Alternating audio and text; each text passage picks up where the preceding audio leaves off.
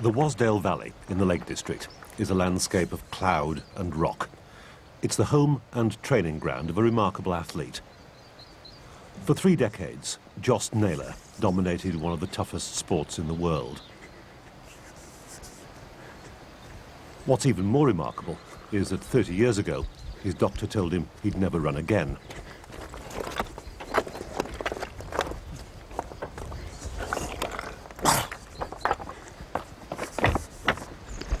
This doctor said, "Oh, yes, yes, I've got some bad news for you."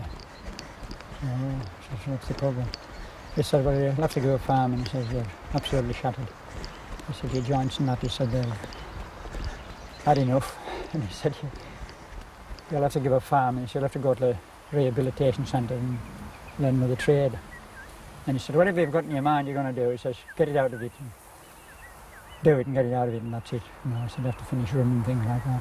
And but as far as the joints not go, apart from that knee, there's, it's a new joint in, but the other joints are, supple. They don't do a bloody thing, and they'll have ran another 30-odd years since then. So, but anybody who was in a bit of a low way and somebody took it to one side and told them that, you'd think it was all the bloody scrappy, wouldn't he?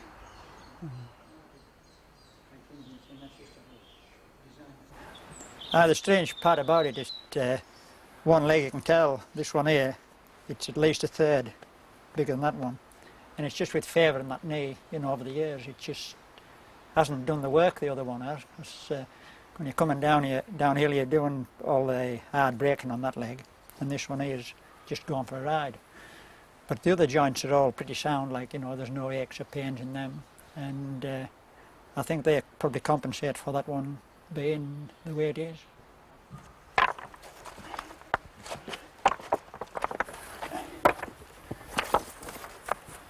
Good exercise is walling, as long as there isn't too many big stones that kills your back, I know I got all our walls up.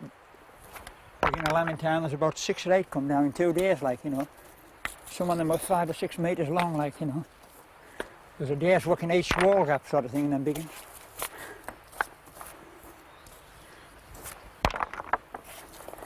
If you want to put one up like this, it's not so bad, but some of them big walls, you've got about maybe 5 or 6 ton of stones to move before you get to start with them. And you get bottom plane out and another ton runs in on you.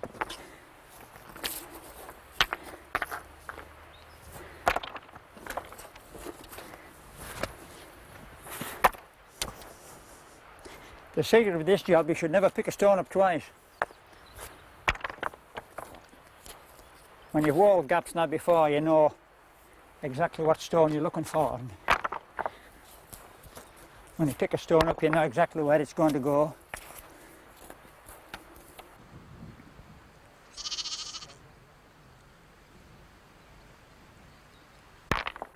It's been a bad winter as far as winter going. It's been a bad lambing time. We've had no grass. We've had a lot of extra work with the shape and this sort of thing. And any time I've been out training, I've enjoyed being out, and it's never becoming a bind. At the moment, my climbing's going well, I've been out this last 2 or 3 times and done some good climbs, and come back and felt well after them, I haven't felt weary or tired. Time I've had a bite to eat, I've been sort of recovered and been able to go out and work and felt no after effects.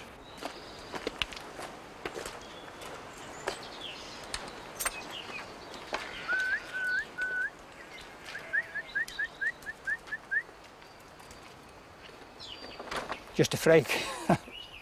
I don't know what it is, it's something that people say it's maybe your genes or whatever it is, but when you can go out and run for 24 hours and things like that, I used to go around for 24 hours, come back and do a day's work, and it didn't bother us, Fly, wave him. But when you get old, maybe it takes a day or two, maybe to just, be 100% again, but I think I was one of the lucky ones to be born the way I am. I think there's maybe about 1 in 200,000 or something this specialist once told us, but he said it could be less than that. He said he wasn't sure. And you're just lucky to be that way. There's maybe a lot of other people with the same ability, but they may be in office or something like that, and they've maybe never been up Great Gable or anything. See, you could out here. On his farm at Bowderdale, Joss Naylor was planning to celebrate his 60th birthday by going rather further than the top of Gable. He was going to run the 60 highest peaks in the Lake District, all of them over 2,500 feet, in 36 hours. His route from Walna to Glenridding was 105 miles and getting on for 40,000 feet of ascent, the equivalent of running from sea level to the summit of Everest 1.5 times non-stop. Do you want us to take, how much of this stuff do you want us to take? You don't need that. All of this, or? You want us to take the bag? Take baggage.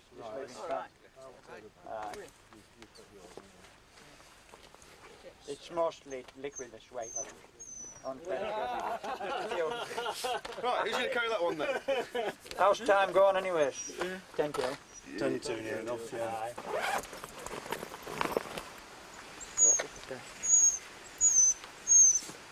Them the low pair of scissors. Your nail come off. You shouldn't show that. I think it's callous. All set then, lads. Yes. Yeah. Good luck. Raring to go. Aye. When you're first starting on these events, you get that adrenaline sort of teeming through your blood veins, and you're trying to hold yourself back from going too fast. Like, I know I couldn't sleep a wink. I was sort of that keyed up, and you're thinking you went through the run about half a dozen times, like, we're getting the routes right, like, and would your paces be there, and one thing and another, like, and in the back of your mind you knew you were going to do, but you wouldn't like to let anybody down, like. You used to push your little pup. Really steady. Andy's ringing the guitar and people. Alright, where you go? The start was at 3 o'clock on Saturday morning. The first leg, 7 summits, including the 2,633 feet of Coniston Old Man. By the time he arrived at the Three Shires Stone at Rhinos, the Old Man of Wasdale had knocked 40 minutes off the estimated schedule. They're moving well. We just watched them run down off Weatherlam, and they're moving. It's bloody marvellous. It's a sight to behold.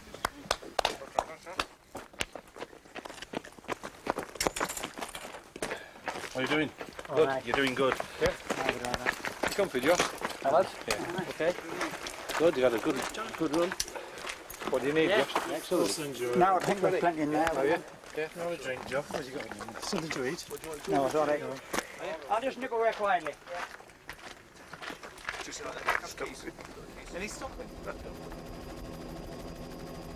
He nipped quietly away onto a section of the run that would take in 20 summits in just over 7 hours.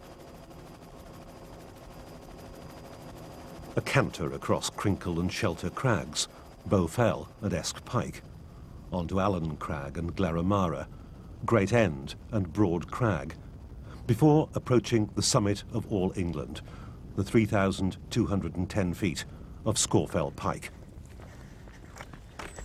And the pain barrier is something I learned to live with when I was very, very young, and I think I was brought up with it, and I think that's how I can take these sort of things, in my stride. It's a very strange feeling, really, but you've got to be able to switch off. If you start to think about it, you'll lie down and not go on, and you've got to be very positive in your mind when you hit that barrier. And it's surprising how soon you go through it, from being rather weary and wanting to lie down and going well again, like, The body is a marvellous thing. It seems to recharge its batteries as you go along, like. But, the things you see in the company you've got compensate for a lot of these little bits of niggles and setbacks you get.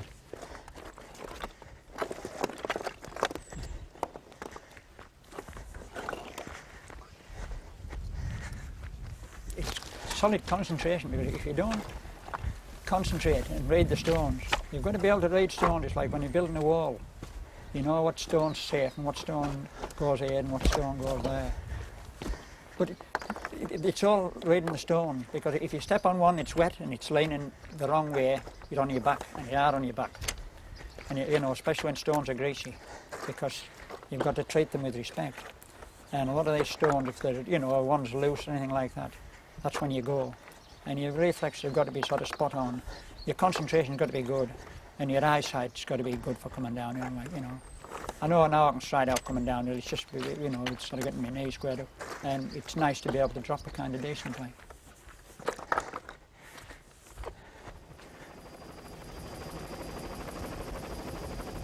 "8:45, with almost 6 hours running behind him, he's on Mickledore, approaching Broad Stand on the ascent to Score Fell.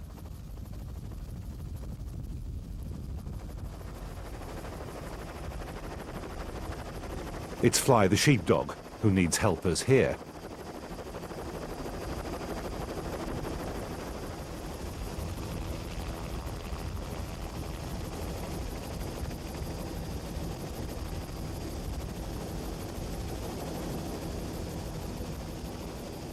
Joss and his pacer approaching the 18th summit.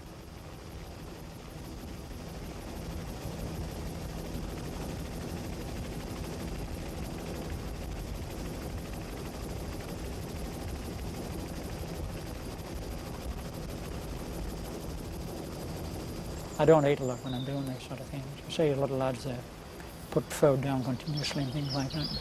I don't need a lot of food to do. You lose your body fluids. Because I can also remember when we did record for 3 peaks, like, you know, Ben Nevis, Scorpion Pike and Snowdon. That night I lost a lot of weight. Ran up and down Ben Nevis. And Mary used to make us this orange squash, like, you know. Well, clever bugger may put a salt tablet in. Well, it killed citric acid in it. It was off, like, you know. I took top off, I got in the front car, and I had a good drink of it. And I said, that's bloody awful, you know what you do? And it had killed citric acid, and it was off. And well, it turned my stomach, like. And I think I got a biscuit down. That was the only thing I did. I had a biscuit, and I ran down Scawfell Pike from Bottle back to Langle. I was up and down Snowdon in an hour and 8 minutes, like, and I had a note all the way, you know, from that drink that did me good. And I can always remember the bath at this lady's house in Conway, and she had a pair of bathroom scales, and I got on them, I was 8.5 stone.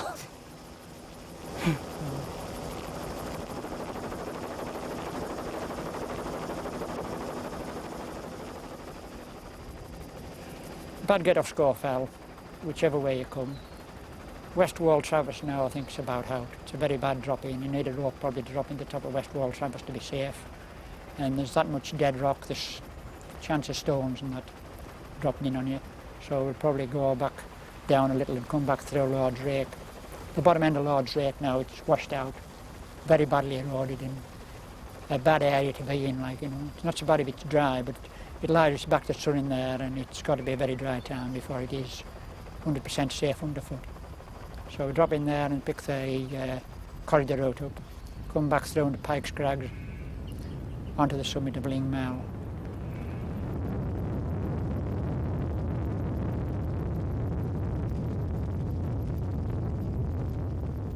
And then we're off out to Green Gable, which you can contour fairly nicely out through the back of Green Gable and pick the path up Air Slack and out into Green Gable. Then back to Gable. Top of Gable, it's rather rough, very rough climb out, and fairly rough drop in, but there's a scrape bed you can use if you know where it's at. And even if the weather's bad, if you take the right line off top of Gable, you can pick it up, and you can be down on the Beckhead quite fast down the scrape bed. It's a lot better than running the path, because a lot of the path stones are bits, if it's a greasy day, they're greasy, and lots of big slabs on the top part of it.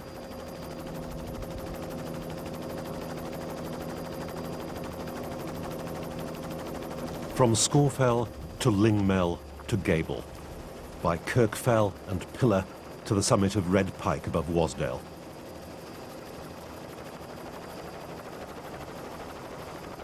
He'd been running for 9 hours with no more than 10 minutes break.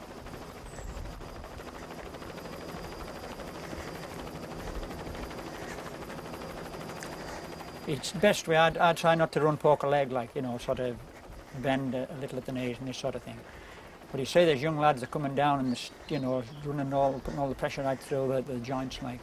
And it's wrong, because, you know, you're taking a lot of pounding, especially through the joints and up into your bottom of your spine, like, you know. And that's why I try to, just put a little bit of bend in the knees and try and keep it right, because you're only given one set of joints, and when they go, the ones they put back in are not as good as the ones you have.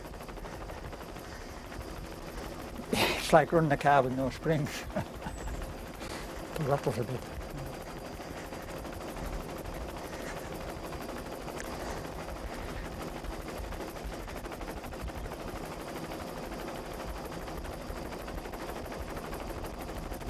By the time he'd completed the 2,500 feet descent from Haycock through the forest into Ennerdale, Joss was almost an hour and a half ahead of schedule.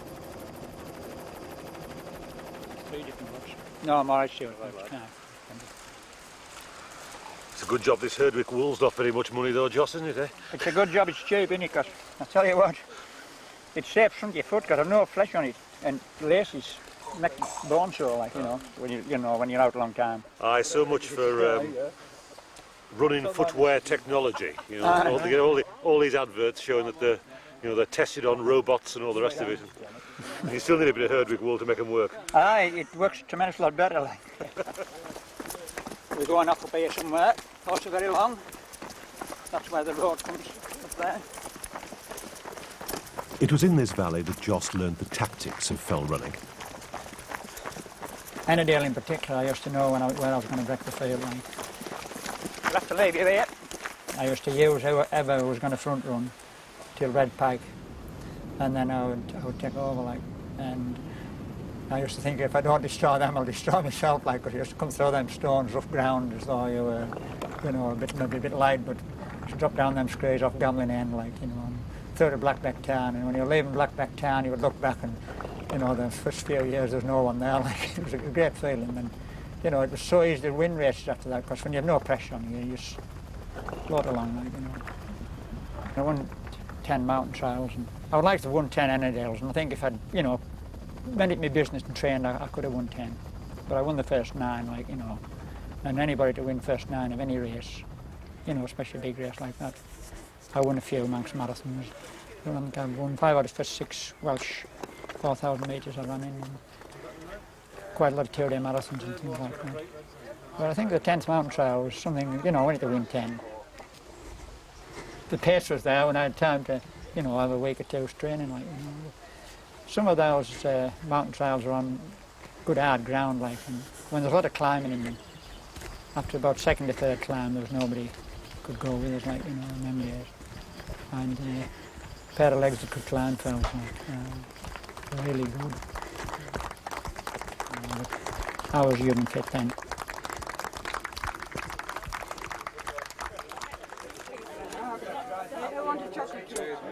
From High Stile to a 10-minute pit stop in Buttermere, and 24 hours still to run. Now we've got it. Lift his foot. Do you want to change your socks or what? Aye, change your socks will be good out. Lift your foot. Tea there as well, Joss. I've got some. If you can get somebody to stick on there, it'll smell a bit, that foot. It bloody does, I'll have it for that. Have you got a... No, just give us a cloth to wipe it with. Have you got it? I've got some of that tape that's quite good. Great. Do you want some more? There's plenty.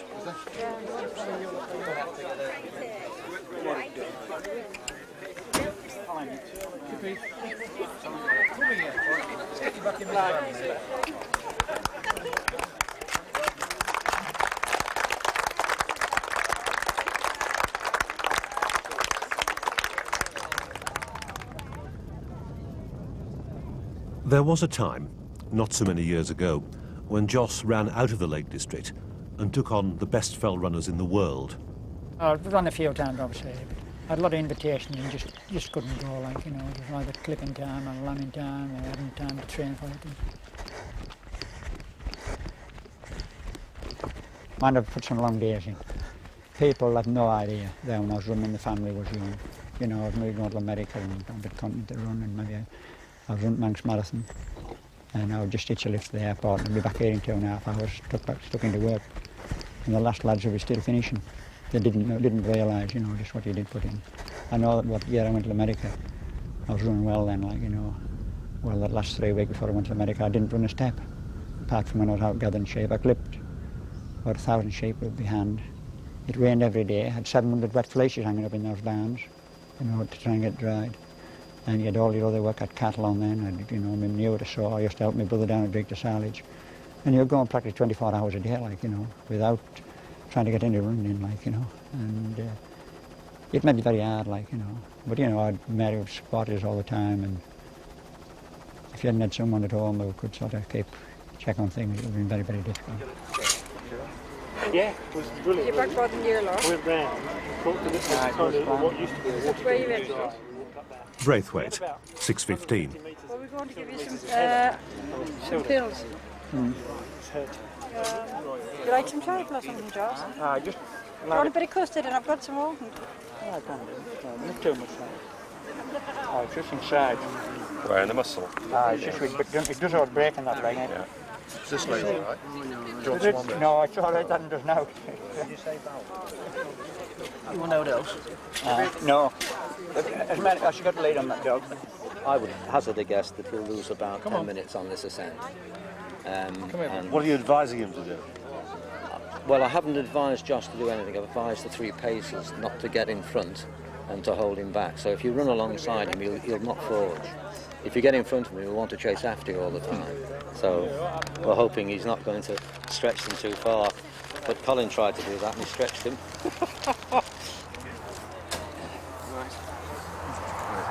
Low down your back. Just opposite kidneys on both sides where they're pulling deep in. But I hear drink's been taken as well, Mr. Naylor. We just had a Guinness. You've got to miss chances like that.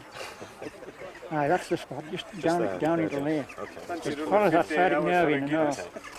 You know, it's just touching it.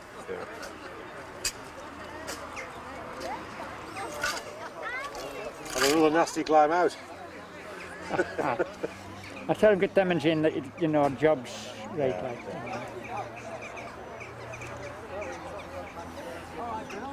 You've just got to keep pegging away and forget about them. Oh, he wants to go on, man. Let him go. Fly the sheepdog wouldn't be running with Joss for the 45 miles that remained.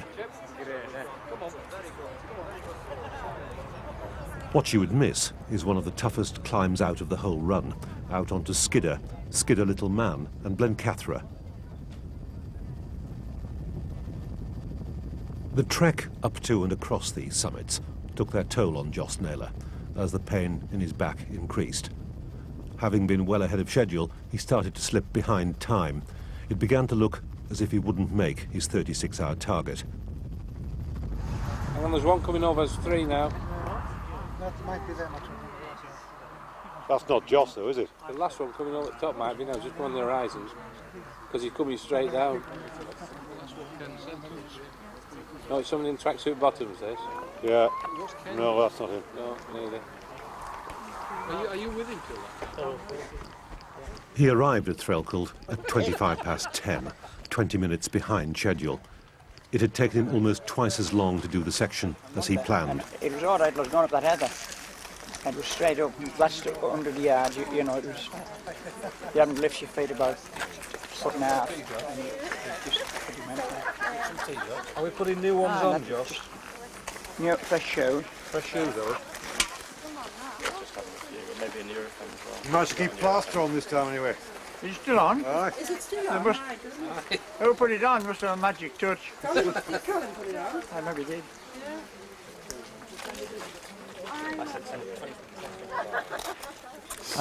We had a bad time going up on the skidder. And I was trying to push it to keep going there. And the more I pushed, I just went down the ground.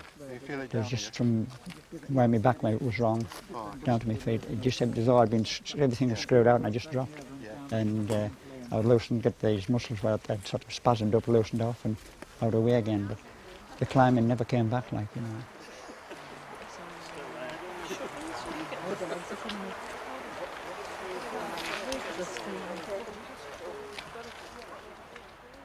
When he left Threlkeld, in real pain, to run through the night into a second dawn, he still had 23 summits ahead of him.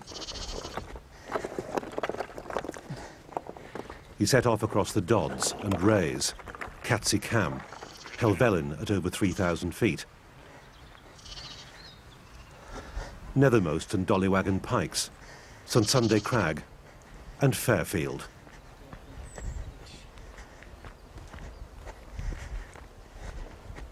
Doing these sort of things, it doesn't hurt a lot. Once it's in your mind and you've got your training in, a lot of it's putting the climbs in. You've got to put a lot of big climbs in. If you haven't the big climbs in your legs, you would struggle doing these things. But once your mind and your body accepts the climbing, you're there. I expect a bit of sun. A bit of comfortable night. Enjoy a bit of sun. Not too bad. You think we're never coming? I know the last time I was out, a couple of days ago. Has Toddy gone through? Yeah. I did Yobara straight down into Wastelhead, straight up Kirkfell, straight up the wall and Red Pike. And the climbs, I climbed them and climbed them fast, like, you know. Come out of the top of the wall and Red Pike, run across to Scott, onto Staple, onto summit of Aycock. I was on the summit of Aycock in 3 hours, 20 minutes. And I just couldn't believe that I'd done it, like, you know, because 2 or 3 months ago I just couldn't have attempted it, like, let alone put it together. And I jogged back down Netherbeck and it felt great when I got home, like, you know. And once you get a little, you know, maybe it wasn't a big run that, but the climbing was done, like, you know. The legs had accepted it and the body had accepted it. And the mind thought it was right, like. However well trained and focused his mind was, his body was walking now, trotting when it could, across Great Rig and Hart Crag and Dove Crag, towards the Red Scree's descent to Kirkstone Pass.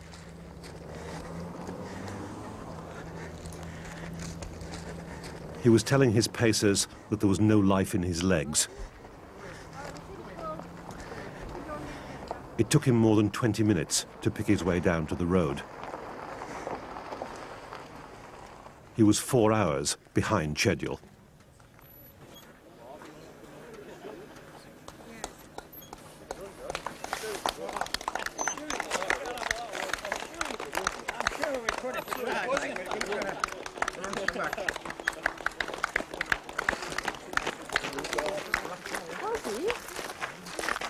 Because you put a bit of weight on that section, Joss. Yeah.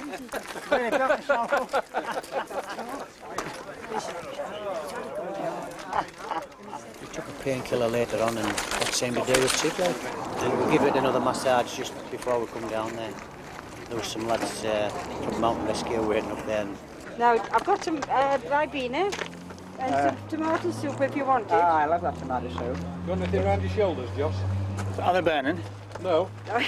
Oh, It's I just think there's a bit of a breeze through. that's right, so. it is, aye. Do you want that towel on you? I can stick it on.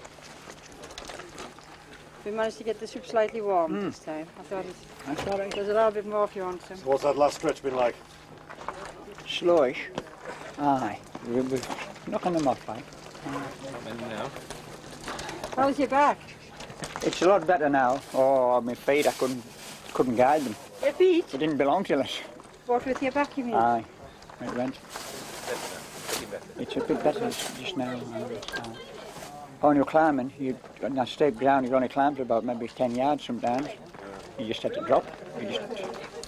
Everything went like, you know, there's nothing legs out there. Put that there. And you can have the You managed to get table. your head down a bit? No, You haven't? you don't sleep on these things.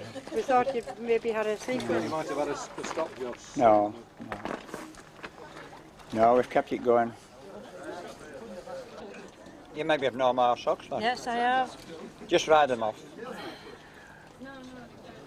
I don't know. There's a patch on the other one. It was on that one. So listen. Still on. Marvellous. John, like you know how to put patches on. I get this one. Aye, they're spasming a bit, aren't they?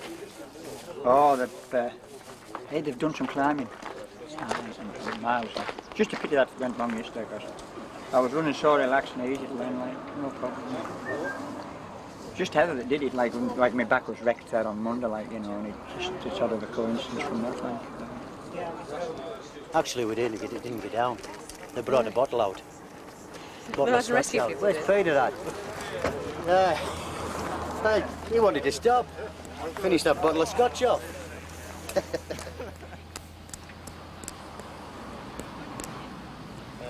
No, he's in good spirits now. He's doing well. Oh, there's no way he'll not finish it. Oh, no, he's away now. It's just 7 to go, isn't it?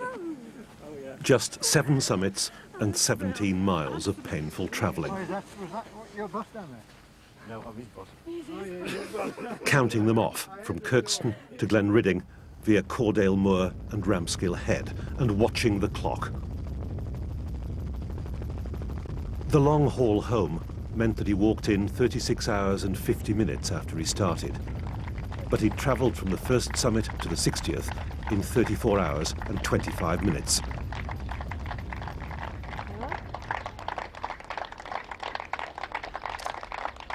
It's been one tremendous experience. You've experienced something that'll never be done by a 60-year-old again.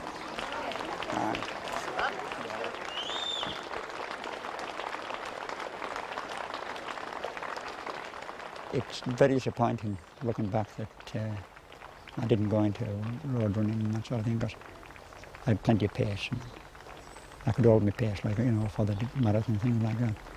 But I didn't get any sponsorship up until I was 43 years old, and at that time I was doing very well, like, you know, and I just didn't take it. I thought, well, it hasn't been me, and it's not going to be, but, you know, I thought I would try and keep the things I was going to do in the Lake District and be part of things back home.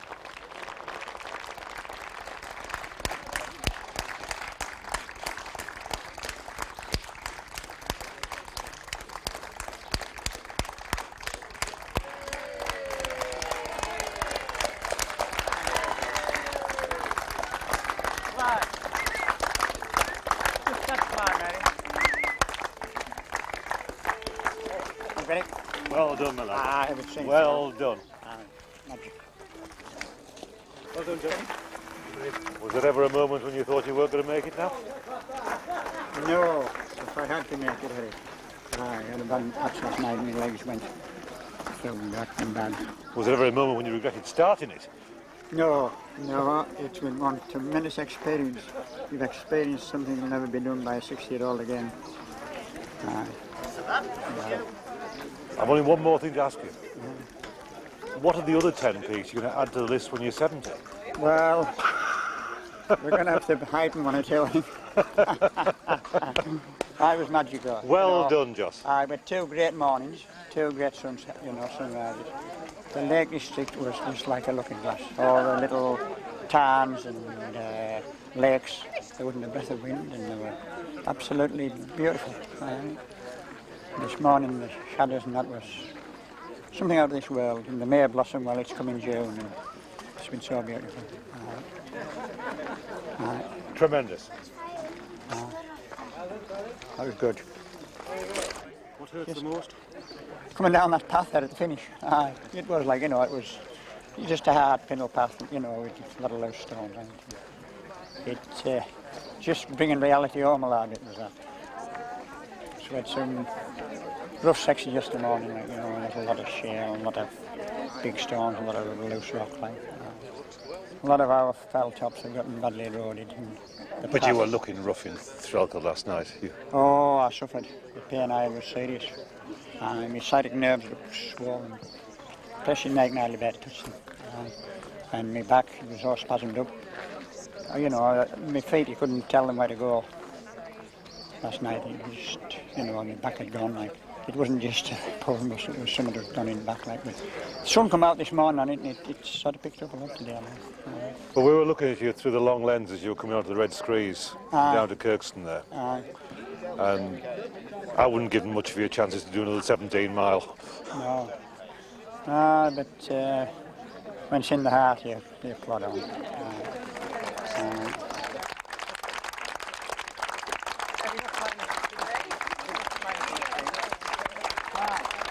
Oh, she's around. She's around, flies around, yeah. Yeah. I think Jill's got a Joss. She's not far away. What do you think of that? Hey? What do you think of that? Well done. Hey. It's something like, when it? That won't ever be done again. Oh, Steve alone. Congratulations, Joss. Be a bit sweaty and mucky.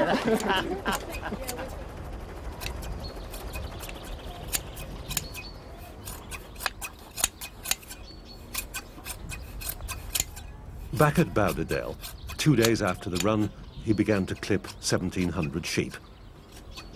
A fortnight later, he ran a 2-day marathon.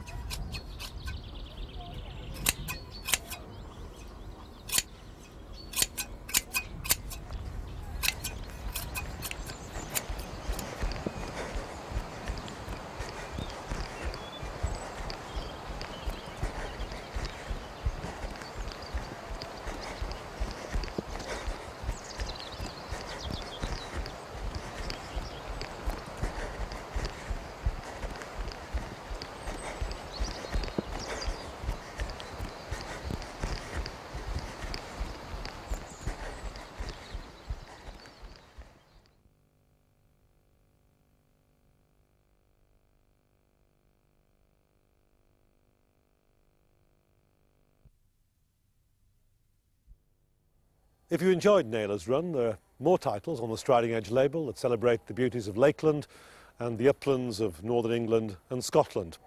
I was lucky enough to do a number of televised walks with the greatest fell walker of them all, Alfred Wainwright.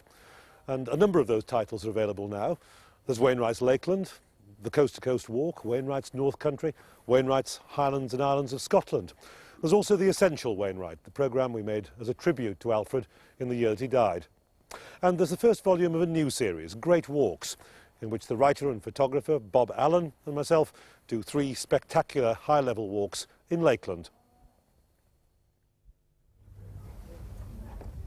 There are few places quite like Striding Edge, and few spots that have earned such a place in the mythology of Lakeland walking. Some ramblers put off by the slog from Glenridding never get here, which is a pity because in good weather the ridge is within the capability of nearly all fit walkers. And the reward for braving this knife edge is clear. A dramatic panorama is spread out beneath your feet. Quite simply, this is an exceptional place. It's a splendid, fine ridge. It's not too difficult. There's one little awkward bit at the end that keeps you in a little bit of suspense. But what a situation. I mean, look at it. Wonderful town on one side, superb view away down into Nethermost Cove on the other, and up to one of the 3,000-foot peaks. The whole area is just absolutely superb, I think. Almost every year somebody has an accident on Striding Edge. It's usually because of high wind or snow or rain or the combination of all 3. And under those conditions it can be totally different from what it is today. Now, for a family outing, under good conditions it's fine, but anything other than that, the easier ascents are from the Thirlmere side, and there's one that's in particular quite popular now. They're all, they're all a fair struggle, but it is safer, and there's consequently become, to some extent, as the ordinary walk, excluding the edge, the one from Thirlmere is almost as popular nowadays for that reason, I think. Well, given we've got almost perfect conditions today for Striding Edge, oh, yes. And to put into perspective how dangerous it can be, what's your worst time on Striding Edge? Well, my worst time, I remember coming up here from Patterdale about 20 years ago, and we looked up and you could see grey cloud, just a level of grey cloud, and it didn't look at all frightening. And when we got up to this level here, or just below it, it was actually a howling gale. There was snow, the wind was high, and it was absolutely freezing cold.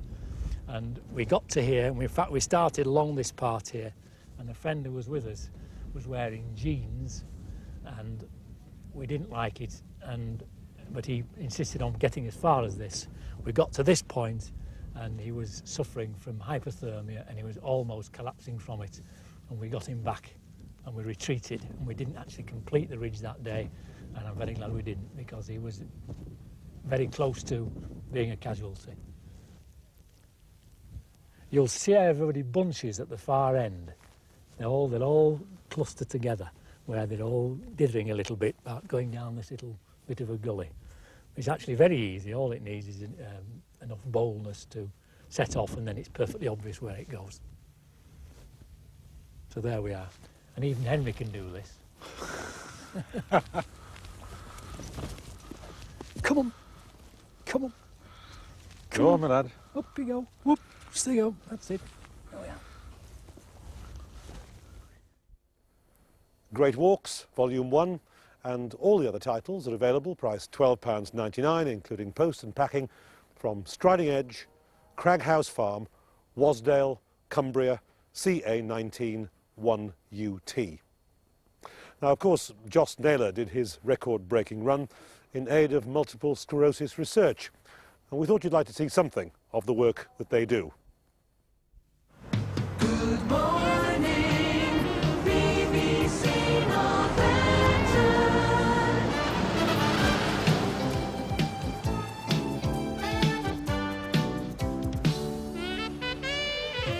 This morning on BBC Northampton, we're looking at the work of the Northampton District Branch of the Multiple Sclerosis Society. And joining me in the studio are Joan, Sue and Dick. Let's take a look at the need for volunteers, particularly with the forthcoming Northampton Balloon Festival in mind. Just why do you need volunteers? Well, we're hoping to raise money. The only way we can raise money is if we've got people out there helping us. At the Balloon Festival, we'll be shaking tins, and the more bodies we have out there shaking tins, the better off we're going to be. So just what sort of things do you need your volunteers to do? As one would appreciate, some MS sufferers are disabled. They need transport to get about, not only to the Balloon Festival, but also shopping, holidays, things like that. So we need that sort of volunteer with transport who would be willing to take the disabled about. In spite of appearances, 2 out of these 4 people have multiple sclerosis. Dick Newton is a constable in the traffic division of the Northampton Police Force and was first diagnosed as having the disease 9 years ago. I distinctly remember going for a promotion interview with my superintendent, another superintendent and the chief constable. And I remember sitting in front of them, having questions fired at me. It got to the stage where I had to say, "I'm sorry, sir, I'm going to have to terminate this interview. I can't see you. My vision has gone all blurred." When I went to the John Radcliffe Hospital at Oxford and saw the consultant, who told me as a result of tests and that I'd had, he was more or less certain that I'd got multiple sclerosis. I said, "I beg your pardon." He said, "You've got multiple sclerosis." And I basically said, "Well, what's that? I'd never heard of it before." And he basically explained to me, in simple layman's terms, what it is. I remember leaving the hospital, somewhat of a kick in the stomach it was, on my 2 walking sticks I was at the time, and getting in the car and coming back from Oxford to Northampton. My parents sat in the back, the wife was driving, and I shall remember it probably to my dying day. My mother cried all the way, every mile, every yard of the way. It was very upsetting, but I had to be, I suppose, hard, but I didn't understand what multiple sclerosis was. Like many people struggling to come to terms with multiple sclerosis, Dick did not understand why various parts of his body failed to work properly. In his case, blurred vision was the first indication that something was wrong. Under normal circumstances, nerve impulses are generated in the brain and sent via nerve fibres to the respective part of the body, which then responds accordingly. When someone has multiple sclerosis, some of the nerve impulses or signals sent out by the brain are stopped or slowed down because of damage to the protective insulation surrounding nerve fibres. Nerve impulses are generated in the brain as before, but there is no corresponding action. The only hope for someone like Dick is that further medical research will lead to a cure, but this in turn depends on more financial backing. The Multiple Sclerosis Society is by far the major funding body for MS research in the UK, deriving all its income from voluntary sources. It is committed to spending the minimum possible on administration costs. But the Society's main resource is volunteers. Joan Toby is the welfare officer for the Northampton branch. MS is such an individual illness. It affects people in different ways. Their worries are different. So talking things through can be a great help. Last year, Don was very worried about his wife, who had to go into hospital. She was worried about him, knowing he couldn't cope on his own and what was going to happen to him. So she decided she wasn't going to have these investigations done. I went and talked things over with both of them and suggested one or two places that Don might go. One in particular was a short stay care unit here in Northampton. Betty was happy with this arrangement. She went into hospital and had her investigations and came home and also knew that Don had been happy where he'd been staying. The Redbridge branch is off on a day trip to the Whitbread Horse Show and Bird Sanctuary at Paddock Wood. As one of the most active branches, they go on about 30 such trips each year. But most branches are forced to limit the number of outings because they lack the drivers. Anyone who has a clean license and is between the ages of 25 and 70 can apply for an informal interview with their local branch. Arthur Lomas worked for the Evening Standard before he was made redundant. I've been driving for about 8-9 years now, and when I was made redundant, that meant that I was more available to help out on the odd occasion when where normally I would have been at work. And you'd be surprised the amount of little jobs you can do being a driver, taking people to hospital, small emergencies somewhere in a family, and then of course there's the odd day trip where you can go out for the day and you're in really nice company. It's nice when we get, thank you very much for a safe journey and see you next week. That is really great. At the age of 23, less than 1 year after getting married, Sheila discovered she had contracted multiple sclerosis. When I was first diagnosed, I had a speech problem. I couldn't speak. And having to learn to speak again was very difficult and very frustrating for me because I knew what I wanted to say, but I couldn't really get the words out of my mouth. As words, they just come out as the noise, and that was it. But, it was very frustrating, very frightening. With her husband out at work all day, Sheila became increasingly isolated. I didn't join the local MS branch for years and years because I thought I was going to get better overnight. I thought to myself, I'll have to do something. I phoned Christine up. I treat Christine more as a friend now. If I've got worries about benefits that I haven't got, she'd talk to me and find out about the benefits that I haven't got or anything like that. So she's really a friend. Christine's 18-year-old daughter, Sarah, is in her second year at the local sixth form college. She suggested that helping at the centre could be a new option for Wednesday afternoon's community studies.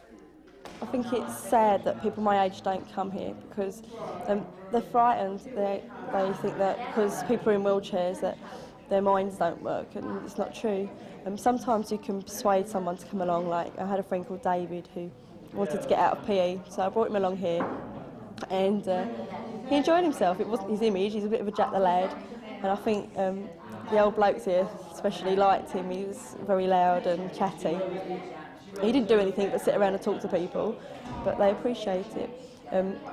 People like Sheila, for example, she loves just to sit and have a chat, play a ball game or something, and she appreciates the fact that you sit and spend some time with her, and you know, I get something out of it too, so it's good. No, Sarah, you cheated. I didn't cheat. I thought it was going to be all elderly people sitting there weaving baskets. That's what I had in my imagination. But then I went to the centre, and it wasn't at all like that.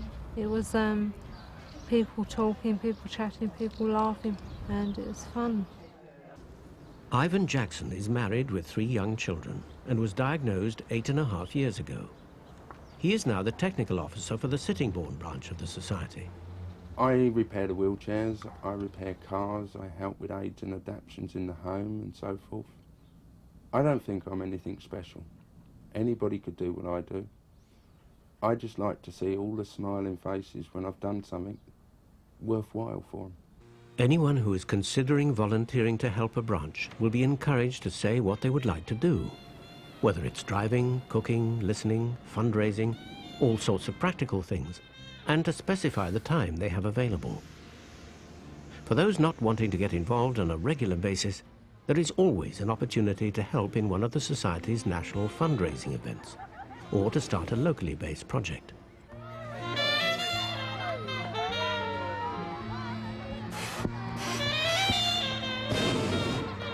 If you would like to help us, please contact your local branch or the central office at the Multiple Sclerosis Society, 25 Effie Road, London, SW6 1EE.